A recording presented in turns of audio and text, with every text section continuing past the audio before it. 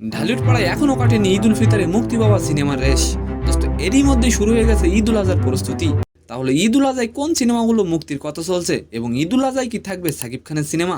And second নিউজটি থাকবে দোস্ত পেহেলগাম কাণ্ড নিয়ে আগেই ক্ষোভ প্রকাশ করেছিলেন অক্ষয় কুমার, আর এবার পাকিস্তানকে প্রকাশ্যে গালি দিলেন অক্ষয়। তো আশা করি নিউজ দুটি জানতে অবশ্যই ভিডিওটি সম্পূর্ণ দেখবেন। দোস্ত ঈদ উল আজহায় মুক্তির অপেক্ষায় রয়েছে মোট 3টি সিনেমা। এর মধ্যে রয়েছে তাণ্ডব, পিনিক এবং ইনসাফ। দোস্ত ঈদ উল ফিতরে মুক্তি পাওয়া সবচেয়ে বেশি দর্শক আগ্রহের তুঙ্গে ছিল দোস্ত ঈদ উল ফিতরে মুক্তি পাওয়া সবচেয়ে বেশি দর্শক আগ্রহের তুঙ্গে রয়েছে বরবাদ সিনেমা। ঠিক তেমনই ঈদ উল আজহায় দর্শকদের আগ্রহের তুঙ্গে রয়েছে তাণ্ডব সিনেমাটি। তুফানের পরে সাকিব খানকে নিয়ে আবারও ছবি বানালেন রায়হান রাফি। এই সিনেমায় সাকিবের বিপরীতে দেখা যাবে সাবিলা নূরকে। দোস্ত আপনি যদি সাকিব খানের ভক্ত হয়ে থাকেন তাহলে অবশ্যই একটি কমেন্ট করে যাবেন। দোস্ত পরের সিনেমাটি হলো পিনিক। এই সিনেমায় বুবলিকে দেখা যাবে খলনায়িকার ভূমিকায়। এবং তৃতীয় সিনেমাটি হলো ইনসাফ। এই সিনেমায় কাজ করবেন তাসনিয়া ফারিন এবং শরীফুল রাজ।